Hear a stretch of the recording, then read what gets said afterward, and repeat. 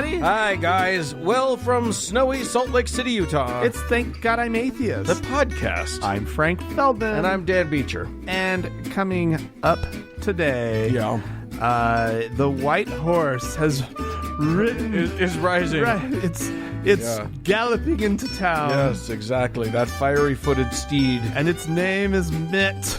Yeah, we'll be talking and possibly, brace yourselves, praising Mitt Romney. Yeah, you all know. You know but already. It's just like one of those things where it's like, what are we have to say nice things? Now we like Mitt Romney? About mittens? Really? Huh.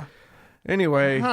Okay. So that's where... Let's see how long that lasts. But we're giving you the hot Mormon take. Yeah. We're going to talk about a prophecy, a folkloric sort of prophecy that a lot of Mormons are very confused about right now. And that's a lot of fun. But before that, Dan, yes, I've got a story that is going to, I think, maybe blow your mind. Maybe not. The world we live in. Here's the thing. I'm putting on the helmet anyway, just to be on the safe side. Protect the paint. Protect the walls. In case my mind gets blue. What do you got? I have the story of a Malaysian pilgrim to Mecca. Oh. Okay. Okay. They do that. They do. Muslims... Right, Gots to go to Mecca. Go to Mecca. Now it's nowhere near Hajj.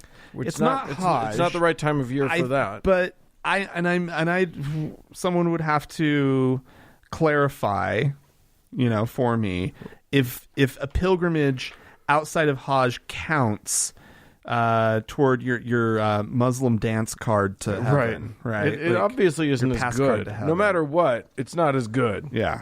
If you don't do proper Hajj, but anyway, actually a trans woman. Oh, pilgrim. Oh, okay. Right. That might not go so well. That got your attention. Yeah. Right. Who has been arrested? Well, wearing female clothing. Okay. In Mecca, and this is causing quite the diplomatic problem for both Saudi Arabia and Malaysia because they're not cool with the trans issue. No, neither of those countries is okay. But Saudi Arabia just wants this woman to go home. Right. And Malaysia won't take her? No, it's not that far. Oh, okay. But Malaysia wants to get to the bottom of, are we talking actually about a trans person here? Interesting. Right. As opposed to just some... Well, they're trying to get... so apparently, first of all, this person by the name of Nur Sajat, is something of an Instagram celebrity. Oh, with 1.4 million followers. That's nothing to sneeze at, right? And she's a bit of a she's a subject of controversy, right? She's a bit of a firebrand, or because of her gender identity. Yeah, right? Exactly. And in the Muslim world, she's drawn some. She's gotten the attention in the past of Malaysia's religious affairs minister. Okay, and they've been sort of like trying to get to the bottom of what her gender really is. Right. I mean, she's saying what it is, but they're not fully willing to accept. Well, here's the problem. That's what her gender is. In a wildly patriarchal society, right? You'd believe a man, but then when they say that they're a woman, you stop believing them. And then now we've got a conundrum on our hands.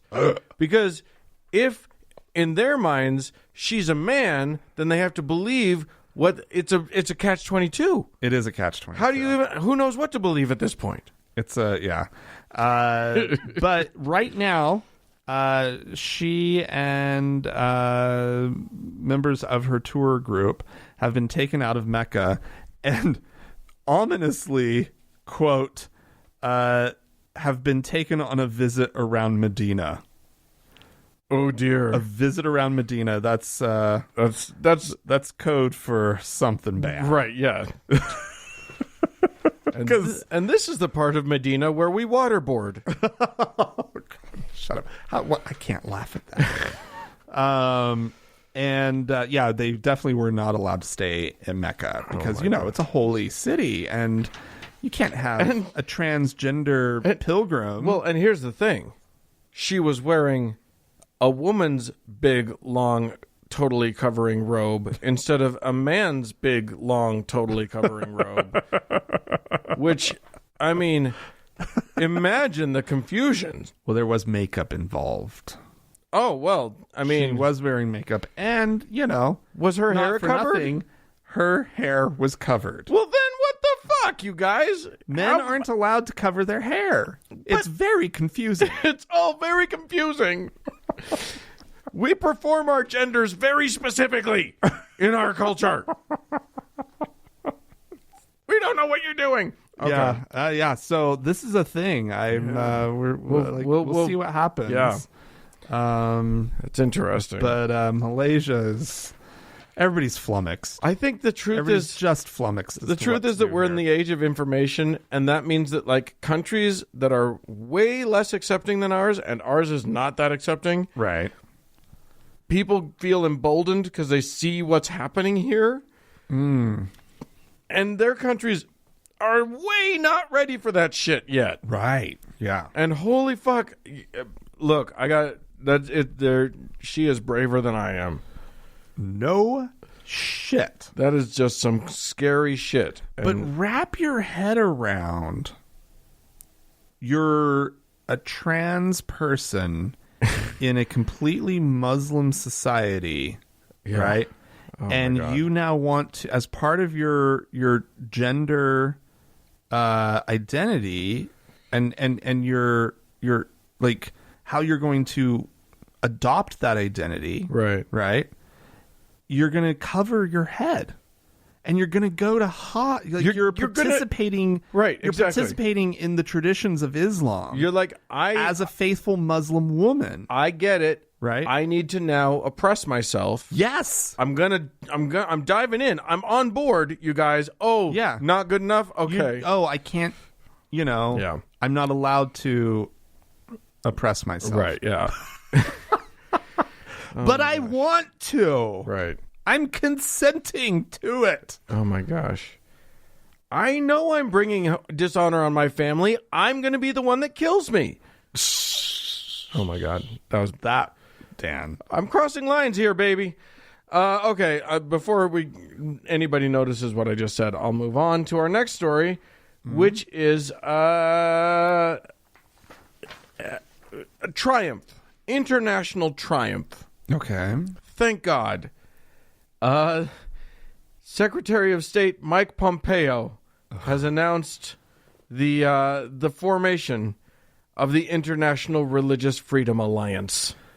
It is a group of countries. 27 countries have signed on to this. Religion has always had such a hard time finding freedom. Yeah, well, it's just it can be tricky. It can be tricky to find. I suppose certain certain minority faiths have had their problems. The idea of religion. If these motherfuckers' money was really where their mouth was, they'd be looking pretty askance at our own country right now. And it would be, but that's not where they're looking. And don't get it twisted. It's not the cream of the country crop that has signed on to this little club. Oh boy. And by the way, club, I'll get to it. Not my word. I'll get to that. But besides the United States, I think we bullied the UK into joining up. And then we've got... You want a trade deal? Right, exactly.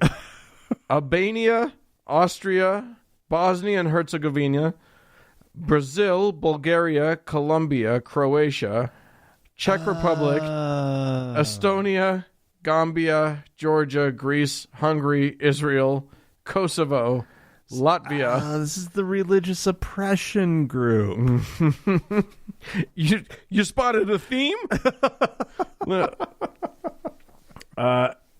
They issued their principles, a list of principles that included a commitment to, and I'll quote, the right to hold any faith or belief or none at all, and the freedom to change faith. Now, that's a good principle. Yeah. I'm pretty great with that as stated.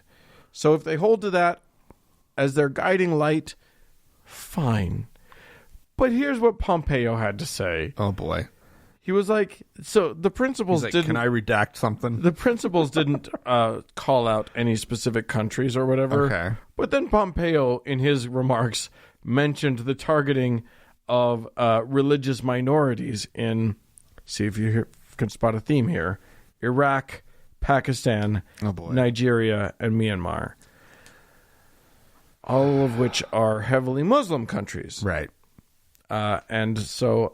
And yes, most of the targeting of minority religions that he's really concerned about, the minority religion is Christianity. Of course it is. Maybe not Myanmar. Maybe they're talking about the Rohingya there or whatever.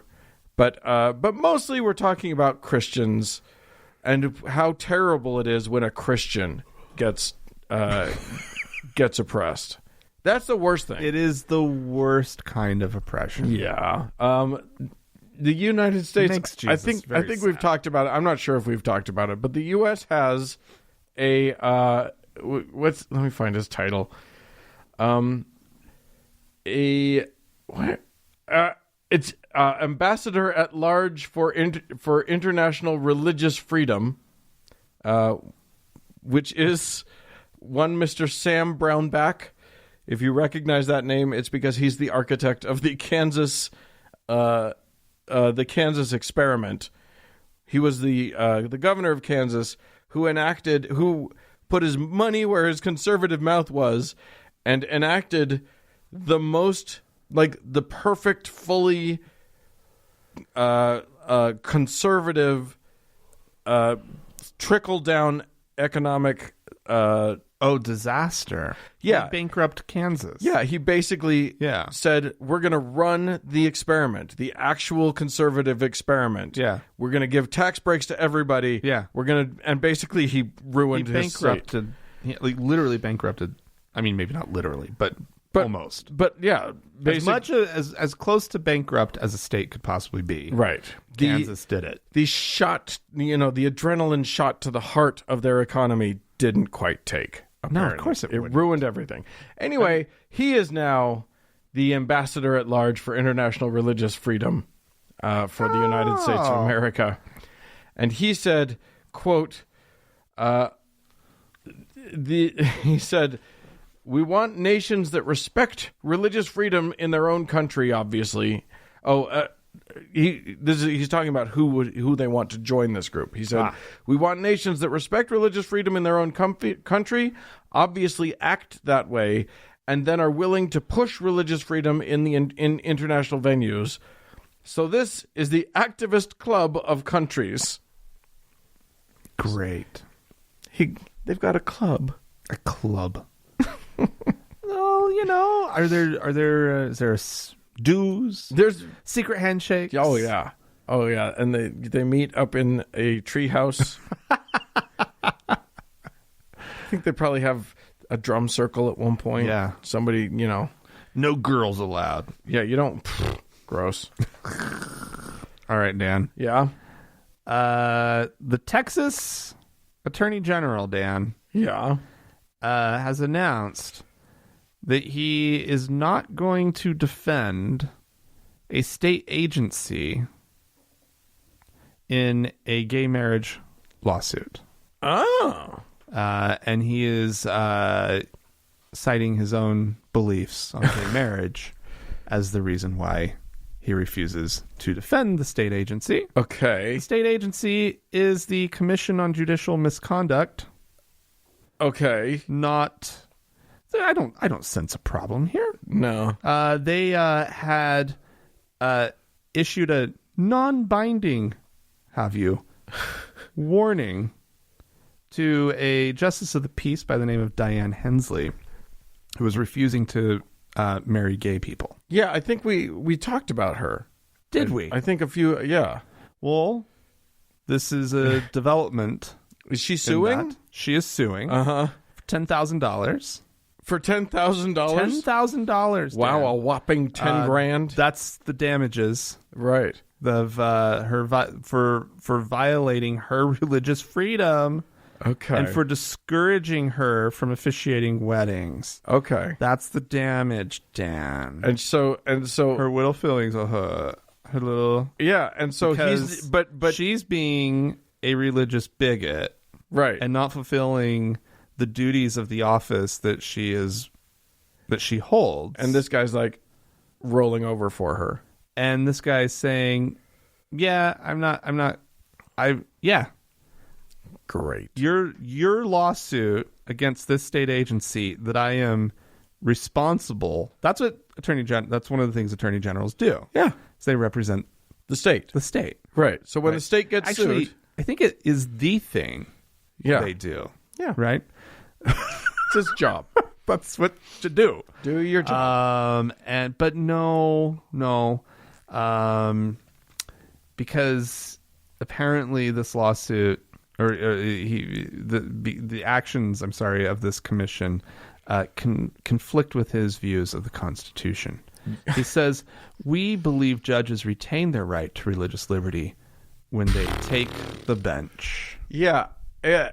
No, you don't want to live in that country, dude. Oh, my God. You do not want to live in that country. No. The judge has to still obey the laws of the country. Absolutely. And the laws of the country are defined by a process. And if you don't like it, you still have to do your fucking job. Yeah. Yep. By investigating and punishing Judge Hensley for acting in accordance with the commands of her Christian faith, the commission and its members have substantially burdened the free exercise of her religion with no compelling justification. He's right in the sense that the only real justification, and I don't see how anyone could call this compelling, is that it would mean treating gay people like they were regular humans. It would not even that they are equal under the law. Yeah, which this is the law. Yeah, these people, that's what they do. Yeah. They work with the fucking law. They're supposed to how the where the fuck do they get off? Right? Well, yeah. Okay. So since we're talking about courtrooms and that sort of thing, I'm going to take us to an Arizona federal judge. Oh yeah. Okay. Who has ruled on a case that we talked about a while back. Okay. Now in the first case, this was where some Arizona people, residents, that's the word. Arizona people who live in Arizona, whatever the word is. I'm an Arizona person. I'm an Arizona person. It's like a Florida man, only it's different. Some Arizona residents had been charged with a crime for going out and leaving food and water for migrants who had crossed the border. They were part of a group that's affiliated with the Unitarian Universalist Church of Tucson. Littering, right? Didn't they get them on littering? Yeah, and some other thing. Something stupid. No, so their group is called No More Deaths / No Mas Muertes, and they, basically as part of their faith, they thought it was their responsibility to go out and make sure that people didn't die just because they wanted to. Being good human beings. Yeah, exactly. Right? Sure, arrest them if you want to. That's the lesson I would hope that religious people learn. It's being good people. I mean, that's what you want them to learn. Taking care of... We're not in that time in history. That's not the moment we're in, Frank. The moment of history that we're currently in is... The central message of Christianity is, I got mine. Mm-hmm. and get the fuck out. Yeah, exactly. So, yeah, because Jesus' message really was about tighter borders. I think that was that was clearly. I think he said on the Sermon on the Mount, "Blessed are the border patrol, for they shall inherit their own country. Their own country." With no immigrants. Anyway, a federal judge has now reversed the convictions of these 4 faith-based volunteers, saying that they, citing RFRA, the Religious Freedom Restoration Act. Oh, okay. And saying that this, telling them they can't do this places a substantial burden on the free exercise of their religion. Oh, I don't like where we're going. No, I fucking I like that these people who are doing good just, got this case thrown out. I don't like where this is going. No. RFRA is a bad law. Yeah. Can we just say RFRA is a terrible law, and it ever since 93 when it was passed, it's not. How can we live in a country where laws apply differently to different people? Yeah. Based on your beliefs. Based on your sincerely held belief. And somebody gets fucking ridiculous. Somebody else has to decide if your belief is sincere enough. And then if it is, I guess that law doesn't apply to you. It's fucking ridiculous. All right, Dan. Even if it goes our direction, it's bad law. Absolutely. Yeah, go ahead. Another court ruling. Uh-oh. Dan. This time from Germany. Ooh. Are you familiar with a Judensau? Young Sau? S-A, how do you spell that? S-A-U. So it's a Jew's pig. Juden. Yeah, I was thinking Jugend, but yes. Juden is Sau. Jew's pig. Jew's pig. Jews not traditionally known for their pigs. No. Okay. No, I'm not familiar. That's kind of the point. Yeah, I'm not familiar with this. This is an old tradition in Germany. I'm not going to like this. The Judensau dates back to the 13th century. Okay. Or at least the one that we're talking about here. It's a bas relief. Oh. Right? On a church. Oh, it's an image. Okay. In Wittenberg. Mm-hmm. And it depicts... Oh, my God. This sentence is amazing. It depicts a rabbi peering into a pig's anus, while other figures suckle from its teats. The other figures are also Jews.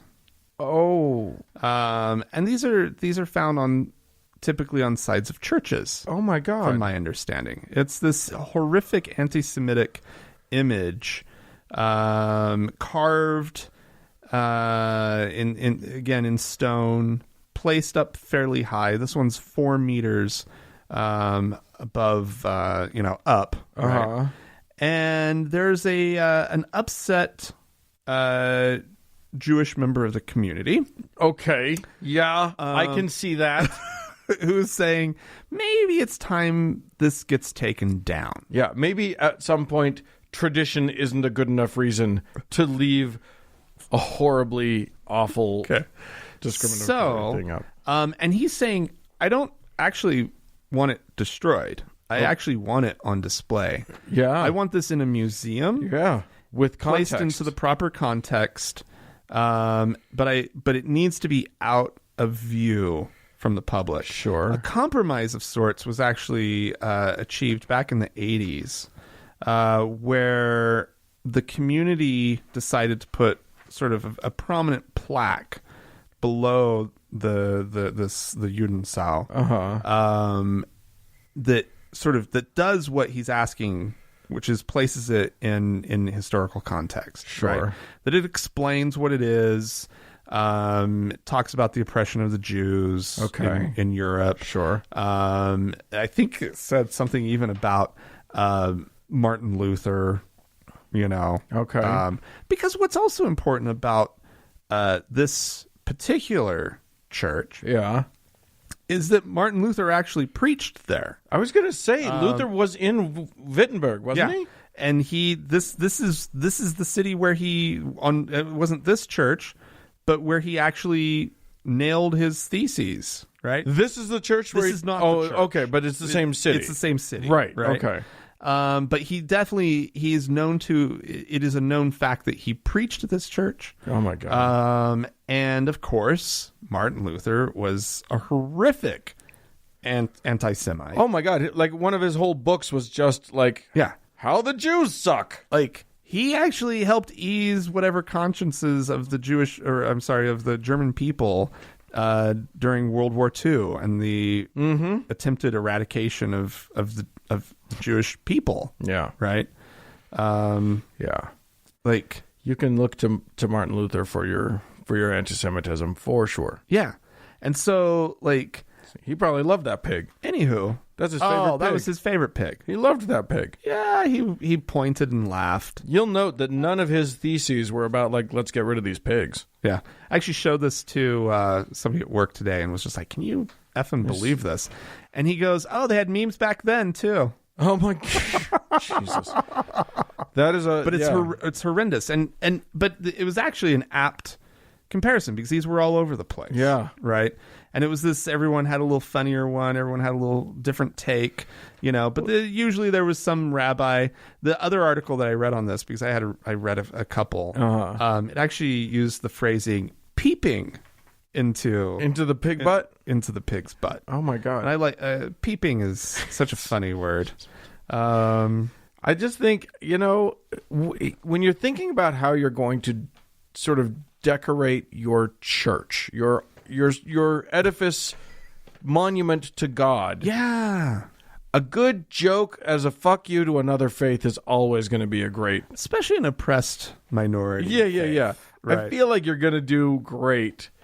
Just, just a little fuck you to the other guys is always going to do good. Yeah, All right. It's a lightens the mood. Yeah, sure. And otherwise very... Keep it funny, baby. It's hilarious. Nothing like it. Franklin Graham, who I think the guys at the Scathing Atheist called him professional son of his dad. Oh, that's funny. Franklin Graham made some headlines this week. First of all, he had some complaints about the Super Bowl halftime show, which totally valid complaints. Those women were oppressing themselves. I don't know if you watched it. Shakira and J-Lo just totally, yeah.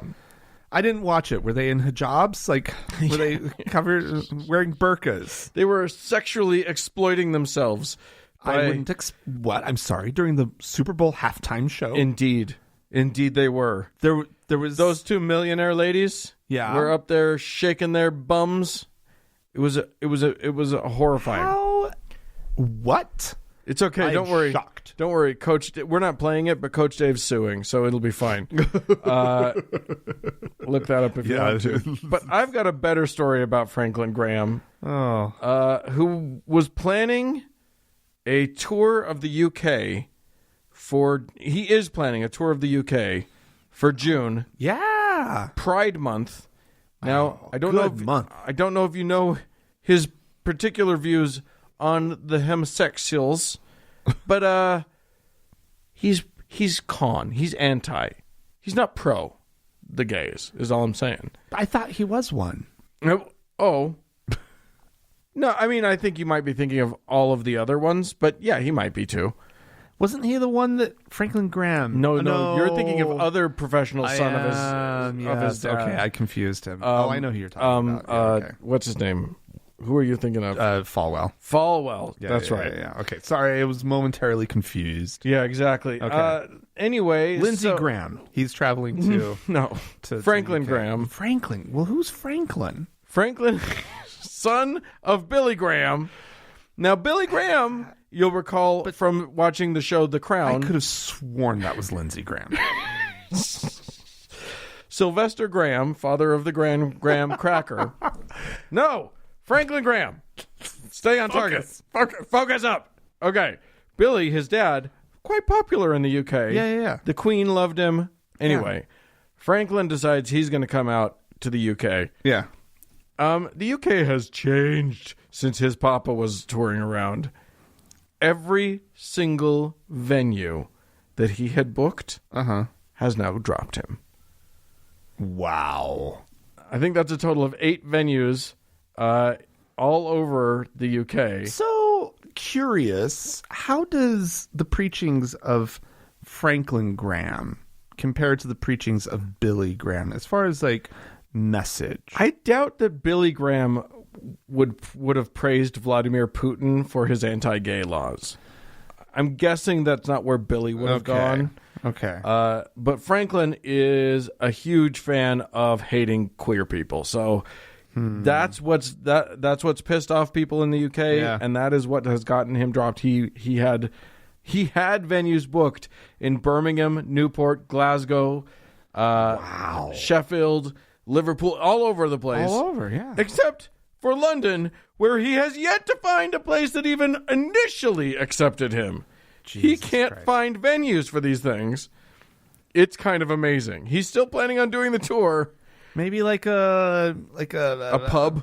A pub, or like those meeting spaces at like Hilton Garden Inn. Yeah, right? Right. That's basically what you're down to now. No.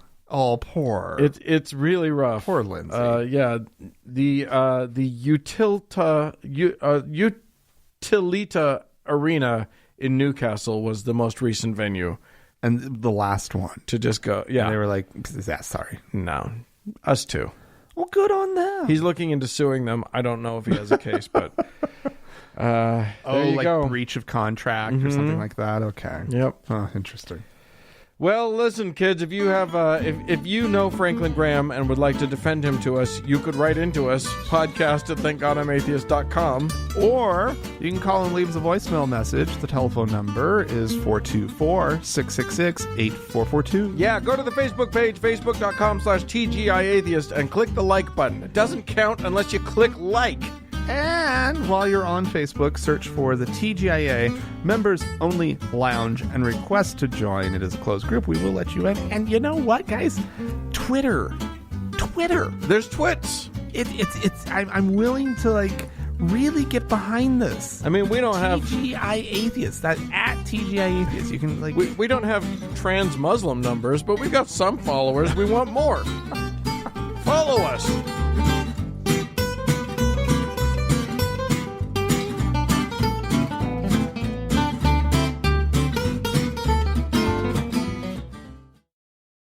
Hey, Dan. Hey. We're going to be playing a clip that might need to come with a trigger warning. Yeah, this one's rough. I don't like this clip at all. No, it has. Listen, Franklin Graham doesn't have a monopoly on hatred, and we're going to hear some. Here's the thing: when Donald John Trump became the president of the United States of America, we knew it would be bad. Yeah. Because he was sending a message out to America, to the worst parts of America. Yeah. And they heard. And they listened. Oh, so they're emboldened. And words that I don't generally like. They're not. And here's a word that, in polite company is not used. No, indeed. And here's the thing. A lot of people blame Donald Trump for a lot of things where they can't actually, where it's just guesswork. We can't actually draw that line directly. We don't know how, nobody's admitted it. But a lot of the time they draw the line for you. Yeah. So here's a hateful person who's a Christian minister. Good Christian minister. On the Coach Dave show. On the Coach Dave show. So you'll hear, but it's mainly about the guest. Yes. You'll hear some Coach Dave. Coach Dave is just yelling amen from the background. But, not good. I'm going to do a world tour. The theme is faggots or maggots. The tour is inspired by the work of Donald Trump. This isn't satire. I'm serious. I started supporting Donald Trump early in 2016 in the primary season for one reason. He insults his enemies. He makes things personal that deserve to be personal. The decades of leftists being the only ones allowed to make everything personal are over. It's long past time for WASP manners to take a back seat to the truth. Long past time. Amen. Faggots are, indeed, maggots. Maggots consume the rancid flesh of rotting, dead things. Faggots are no different. The subtitle for my world tour in 2020 is Stump for Trump. We all need to stump for Trump or it's all going to be over. The tour will stay in America until the presidential election this fall. It will include a stop for prayer and repentance in all 50 states at the Capitol building of that state. I'm not coming to speak or preach like Franklin Graham did in 2016. I'm coming to lead Christians in prayer after repentance. I'll probably launch the tour in Washington, D.C. on June 26th, 2020. That's my wedding anniversary, and it's also the anniversary of the Supreme Court's Obergefell decision that ended civil marriage in the United States. No, it didn't. We just think it did. That's right. That's right. I'm beyond sick and tired of being told that I can't call sodomites faggots. For heaven's sake, why not? When are we going to tell the truth, I wonder? Well, Frank, for heaven's sake, why can't he just say it? Guess what? You always could. Yeah. You could say that word the whole time. And there's a whole list of other words that we don't say that you can just say. You can say them. You're allowed to say the words. The words, but saying them comes with consequences. It just means you're an asshole. Social consequences. It doesn't mean that we're going to arrest you. No. It doesn't mean that we're going to do any, there are no legal consequences. You're just a fucking dick. Yeah. And now we know who you are. Yeah. Thank you for that. Yeah. It's nice. And no thanks. Yeah.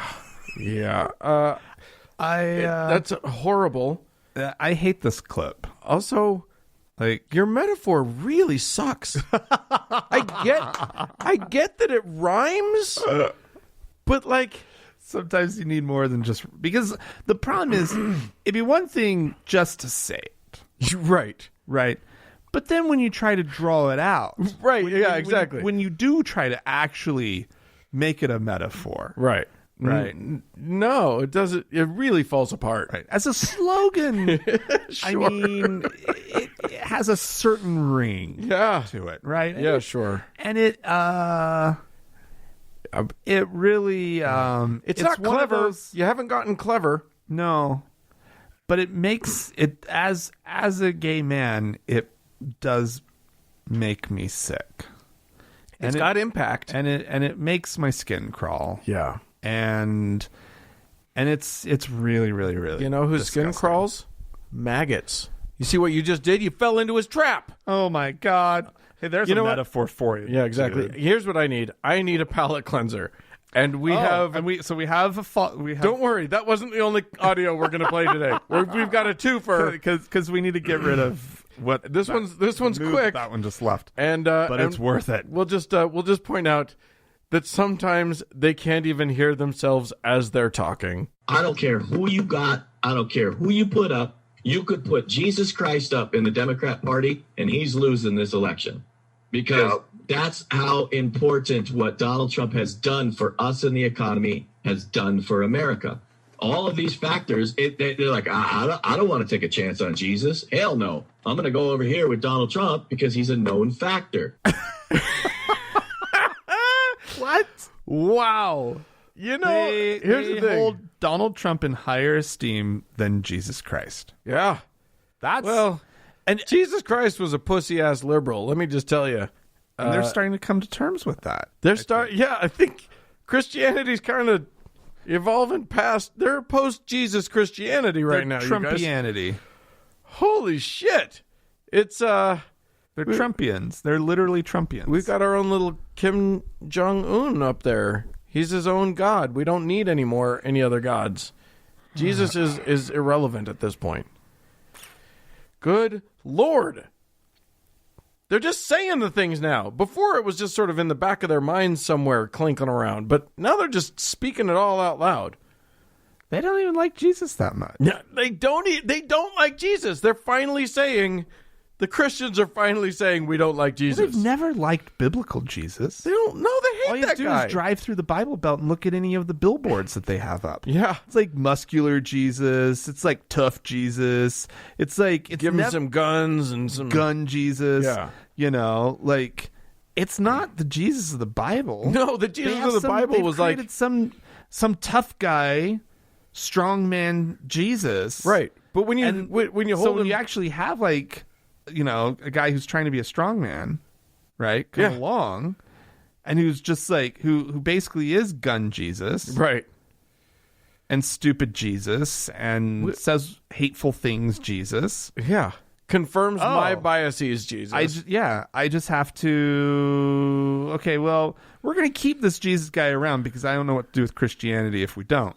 But that's our guy, right? Exactly. Yeah, that's who we're following. Literally, that's who when we're faced fall with down and worship, electing the person that they say is the most important person in their lives. When faced with like what that guy would actually do with a government, they're not okay with it.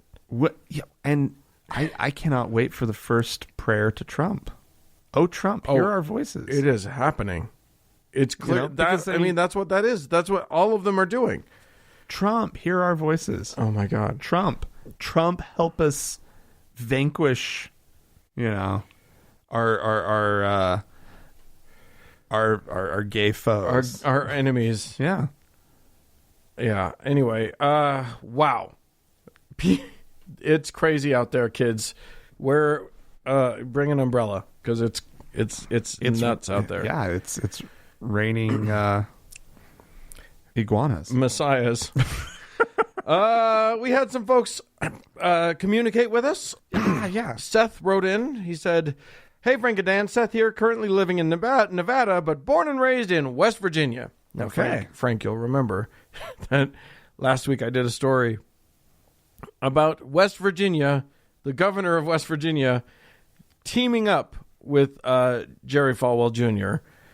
to say maybe we should annex the parts of Virginia that that didn't elect these godless heathen Democrats into the state house. Yeah, we might have said some things.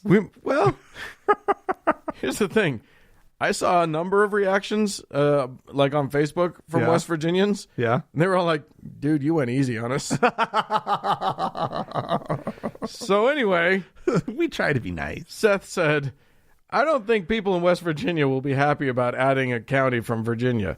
Not basing this on economics or anything like that, just purely on the aesthetics of the shape of the state.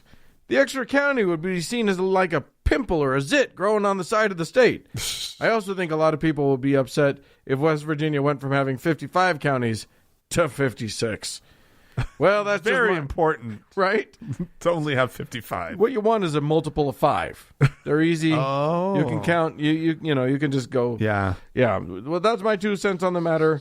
To all the other West Virginians listening to the podcast, let's go Mountaineers. Sincerely, Seth. There you go. Oh, golly gee. All right. Yeah.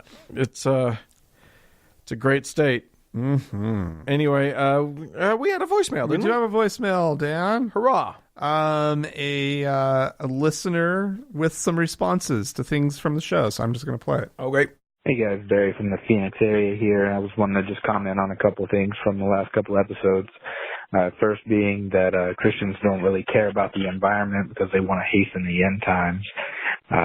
You hit the nail on the head with the crazy uncle thing, because my uncle, who found Jesus after a 12-year prison stretch, actually told me that he believes that the Lord will provide us with all of the resources that we need until he no longer intends for the human race to continue. And once we start to run out of resources, that's the sign that the end times are near.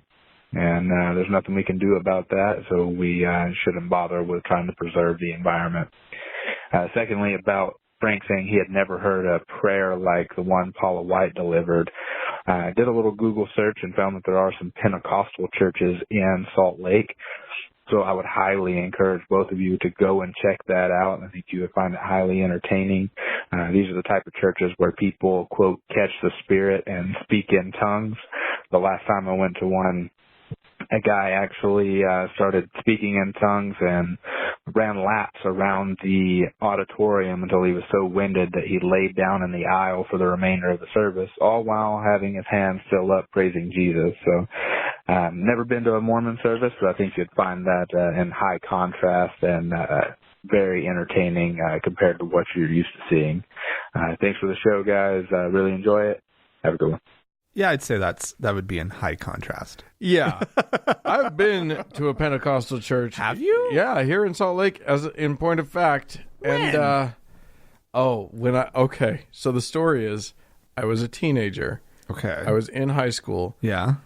And my friend was taking voice lessons, and she said, we should all go to this church. My voice teacher says that their choir is really good. Okay. And I think she got the wrong church. Oh. And we went in there for Mormon white kids in our Sunday best, in our Mormon Sunday best. That's girls in floral dresses, boys in suit and tie. Yeah. And we sat down in the back pew of this tiny little room. Oh, no. And were terrified for an hour. Why did you just leave? Oh, we didn't want to do anything.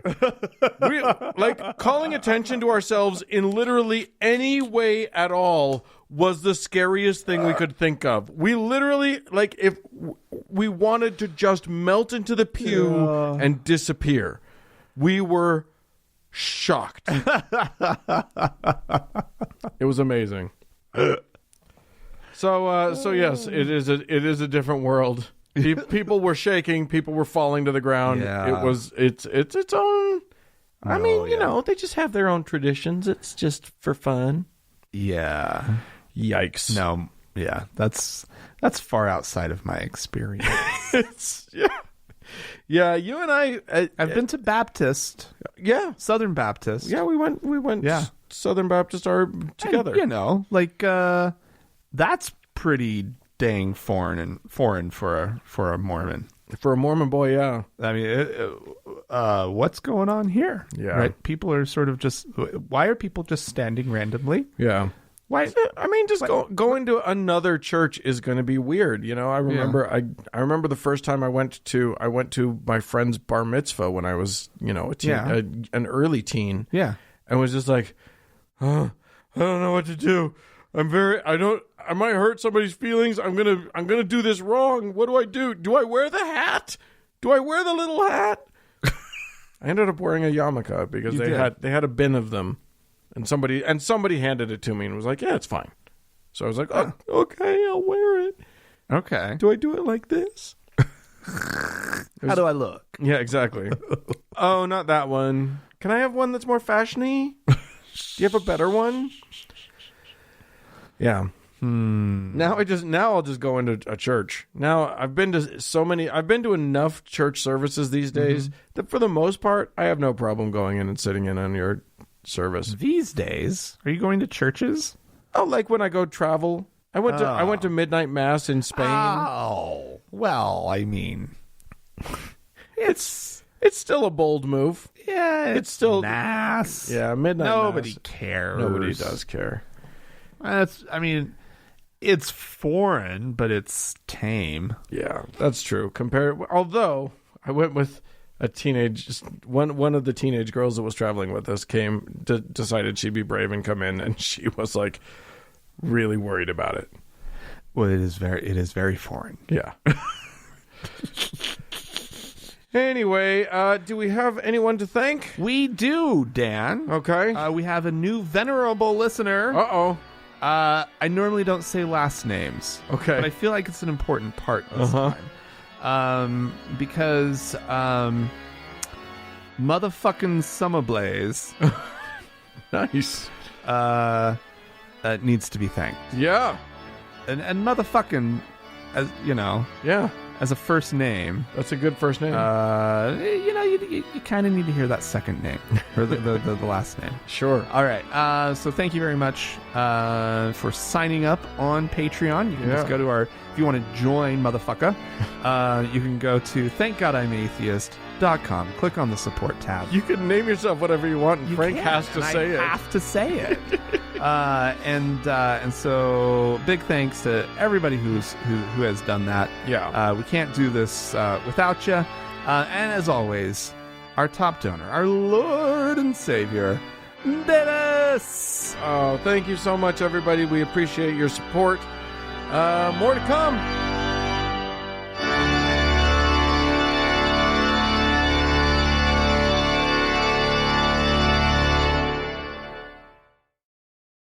Dan. Yes. So there was the impeachment, and Donald Trump was not removed from office. This Correct. was not a big shock to anybody. No, it would have been a tremendous shock had he been removed. Oh my God, what the fuck would have happened? The earth would have been opened up and swallowed us all whole. It would have been amazing. It would have been it would have been pandemonium in the streets. It would have been the right literally thing. Yeah, but I mean, like, I honestly think I would have run out into the street cheering and screaming and jumping around. Yeah. And I think there would have been a lot of people who had the same, like, that reaction. impulse. Yeah. And I've never, ever thought that could ever be a reaction that I would have to any piece of news. That's how big. That's how monumental that would have been. Would have been. Yeah, no. But of course, that's not what happened. Right. Instead, as predicted, almost all of the Republicans in the Senate voted to acquit. Yeah. After literally, Mitch McConnell said that he would that he wouldn't even have a fair trial. He was working with the defendant on everything and would just follow whatever they wanted him to do. It's just Mitch McConnell's the most shameless. They're all just saying the things out loud. It's what we were talking about before. He just said, it was like, yeah, we knew you were going to do that, but don't say it out loud. Pretend like you're going to have a fair and honest trial. No, because they know that gets us, like, even more incensed. Yeah. Right? I mean, anyway. They're trolls. They are trolls, and they are elected. Anyway, the sole standout. Yeah. The one person on the Republican side who chose to go against the party line was one Mr. Pierre Delecto himself, Mitt Romney. I know. The man who, like, has never had a political... When did he have a spine? He's never had a spine. Never. He is swayed with the political winds. He has of been that party. the weather vane of that party since he started. Since he decided to be actually, when he first ran unsuccessfly against Ted Kennedy. For Senate back in Massachusetts, he carved out a pro-choice position on abortion. Yeah, that he felt that Massachusetts Republicans could stomach in order to run against a Democrat. Then when he was Massachusetts governor, he was the one who invented Obamacare, but on the state level, for Massachusetts. Yeah. And then suddenly, before he was done being governor, he backpedaled on his stance on abortion because he knew that he wanted to run for president. Right. But then he saw what that did. He knew he couldn't run again because he might lose. Yeah. And so he didn't run again. He kept flipping and flopping. All he's done his entire political career is take a bold stand and then quickly apologize and say, I didn't actually mean that. And what I meant was the opposite. Well, and even when he was the candidate, the Republican candidate for the presidency. Yeah, going up against Barack Obama. He ran to the right. Yeah. He ran far to the right. Yeah. But that wasn't who he was as a governor of Massachusetts. No, not at all. The man is just... He pretended like he was somebody totally different. Yeah. He has been, like, literally the most spineless guy. But the thing is, he kept making jabs at having a spine. He would say a thing... Yeah. And then wait all the way until the next day to retract and apologize. Well, he done stabbed where he can't retract. Because he voted to convict on one of the articles of impeachment. Yeah, I know. Not both. No. But you don't need both. Just one. Yeah. So that was interesting. And here's the thing. Here's what you guys have to understand. We all know he's a Mormon. Yeah. Everybody knows Mitt Romney's a Mormon. Yeah.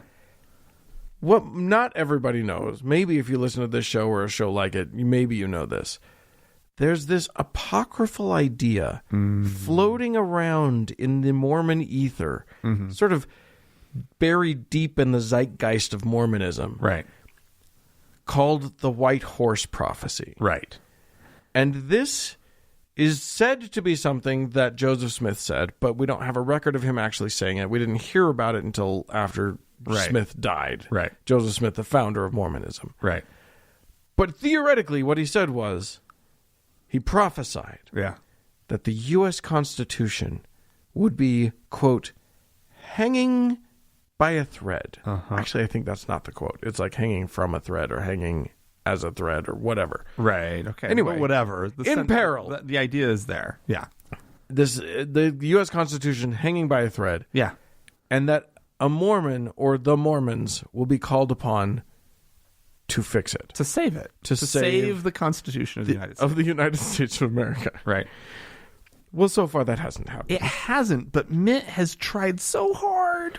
Well, He's tried so hard to be the one who fulfills the prophecy. every Mormon politician that comes along is somebody's looking at them going, is that him? Is that the White Horse? Is that I our guarantee guy? you nobody's looked at Mike Lee and thought that. Oh, no, that's how he won. No. 100%. That's how he won. He was basically running on the White Horse ticket. No. He didn't. He beat an incumbent Republican. He beat. I thought he was that was the whole what did they call it? There was that wave, the Tea Party. The Tea Party. Yeah. Yeah. But the ones He was a Tea Partier. But the Mormons that voted for him were voting for their white horse because they could tell that Bob Bennett wasn't going to be it. So you really think that Mormon voters are always looking for the white horse? Always. That's They voted for Gary Herbert because no, we're talking federal. it has to be federal. Has to be federal. Okay. On the local level, like they were. And it pretty much has to be a senator, right? Because Probably nobody thinks that Rob Bishop. Well, no. I mean, it can be a Chris presidential Stewart. a presidential candidate for sure. Oh, definitely a presidential candidate. I mean, but we've got some pretty. The reason Orrin Hatch kept going dim-witted, back there was because at some point somebody thought Orrin Hatch was going to be the guy. It had to be him, and then he retired and ruined everything. But here's the thing: Mitt Romney goes up to. This is his first month as a senator from Utah. He is the junior senator from Utah, right? He is the junior. Wasn't he didn't he take the oath of office like this month? What? No. He's been around for a year, for 2 years. No, Romney? Yeah. has he? He's been around. He's been around. He's so milquetoast. I can't even. Yeah, It's been a little over a year, right. Okay, a little over. I think. Somewhere around a year. It would have to be a year. Yeah. It was. Anyway, Okay. he's new. He is new. He's done nothing. He has not made a wave since he's been in office. He did blow out some birthday candles in the most bizarre manner imaginable. That's right. That is true. Which is one by one. Yeah, which is If you missed the video. he picked them all up out of the cake, didn't he? Yeah. And then blew them out and then resat them in the cake. He he set them put down on a next to little it. thing, and it was like people were just like, And "This this is one? where we really found out that he's an alien." Yeah, He had never seen a birthday cake. yeah. He didn't know what to do about it. Anyway, okay, right. He's been in office for a minute. It just feels like he's so new. Here's the thing. He's out. He is persona non grata for the entire Republican Party at this point. And while the Democrats really respect him, for the moment, the man is a fairly conservative Republican. yeah, He's not a radical. He's not this new, fanfangled thing that we've got. No, he's not a It's like- Breitbart guy. No. He is But he's a George H.W. Bush. He's a conservative man, Republican. right? Yeah. He's a. I don't know. He's not going to have a lot of friends in the Democratic Party. He's not going to have any friends anywhere in that. the poor guy. Like, he is now alone. a maverick. He is alone. And the funny thing to me is what he did was, I mean, I don't know if you saw his speech. Did you? I read the transcript. It was amazing. Yeah, it was really good. He actually said all of the right things, and even his nods to his faith. He was talking about how he had to make this call because of his faith. Yeah. All of it. Yeah. I respected deeply, and it felt sincere and honest. And in a way that we've never seen from Mitt Romney before. Well, I've never seen anything feel anything other than just... Well, it's all some variation of I don't know what a birthday cake is. Right. Right? Right. It's all just this robot walking around experiencing life always anew. Yeah. But not with a lot of wonderment. Just sort of a bland sort of... I mean, blandness is his Tell me what hallmark. I'm supposed to believe as long as it's Republican. Right, exactly. Right? Oh, I believe that now. Yeah. Right? And so the man... found he regrew a ball is what he's got. He's got a ball. He's got a ball. I don't know. Maybe he has two. Frankly, I would say what he just did requires 3 or 4. Dude. Seriously, he has positioned himself to. Here's the thing. He stood up against history. This was a historic moment. Right. This goes into the history books. And the thing is, Mitt Romney stood up and took a position. And it's one of those moments where, look, it is not it's pretty rare where I would feel like the U.S. Constitution could actually be considered hanging by a thread. Right now. And this is that moment. Right now, with this president being given carte blanche to do whatever the fuck he wants to do, that feels pretty much as close as you can get to the Constitution of the United States of America in SOS trouble. Yeah. And the guy that actually was willing to stand up. Was willing to stand up and try and do what was right is this Mormon guy. The closest thing they'll ever get to the white horse. And let me tell you something.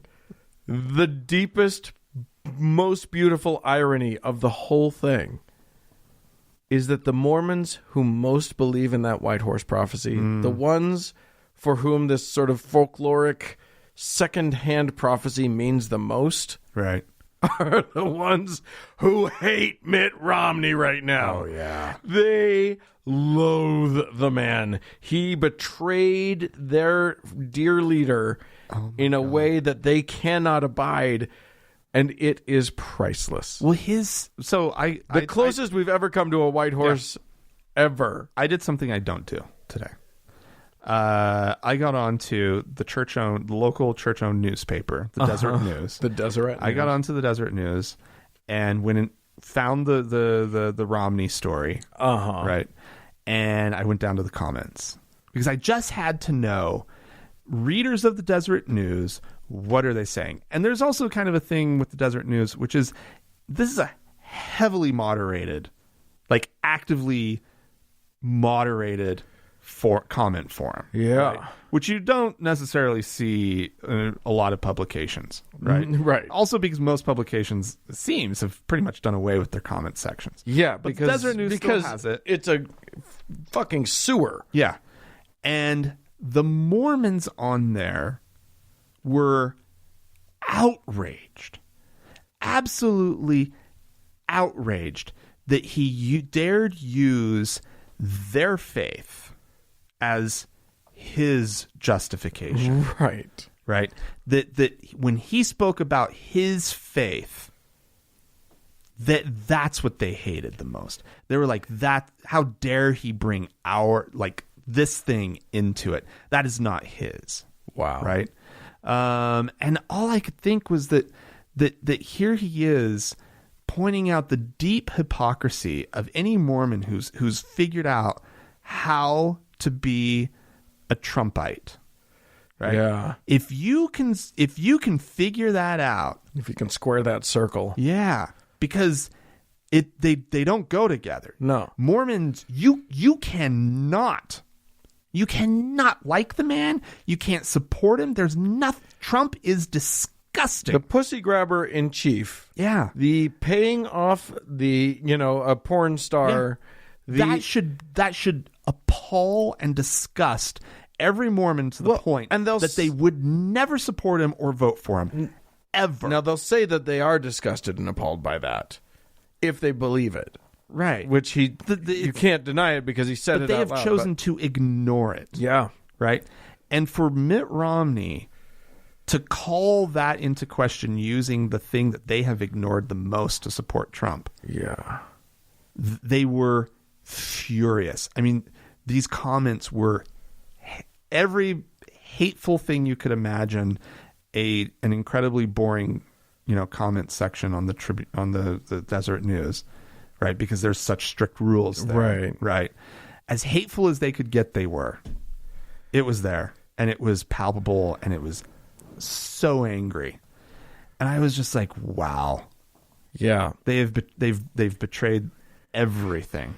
It is a sign of the times indeed, when all of the Mormons tend to be, and I'm not talking about fundamentalist Mormons, but Mormons as a group tend to be fundamentalist in their nature. Sure, yeah. And all of the fundamentalists in this country have abandoned the reality of their faith, the tenets of their belief, for this crazy false god. Right. It's so easy to see it if you're just half a step outside of their bubble. I know. It's so painfully obvious, and yet they can't even hear themselves when they say, I would not vote for Jesus over Trump. I know. They can say that phrase out loud. They can make that statement out loud, and they're okay with it. I know. It is nice, though, that they did put Jesus in the correct party. They didn't even put him as running in the primary. Yeah. They really if Jesus was running against Trump in the primary. No. Which you would think is where they would. You'd think that they would say that Jesus was a Republican? Yeah. No. They know. They know that Jesus of the Bible was a bleeding heart liberal. Is a Democrat. They know it. And they've said, you know what? We don't want that. We don't want it. We reject that. It's unbelievable. Well, the White Horse prophecy came true, and the Mormons hate him for it. So there you go, kids. That's the world we live in today. I hope that you enjoy it. If you have any comments or questions about that, please feel free to write into us. Yeah. Podcast at thankgodimatheist.com is the address. Or call and leave us a voicemail message. The telephone number is 424-666-8442. Yeah, hey, go to the Facebook page, facebook.com/TGIAtheist, and click that like button. And while you're there, search for the TGIA Members Only Lounge and request to join. It's a closed group. We'll let you in. Yes, indeed. Hey, speaking of that, thanks so much to Mackenzie for all of her hard work on the Facebook page. Thanks to Danny and Amy for being moderators in the Members Only Lounge. And a big thanks goes out to the Red Rock Hot Club and to Gordon Johnston for the use of their music. And thank you, all of you, dear listeners, for tuning in. Thanks, guys. Bye-bye. Bye.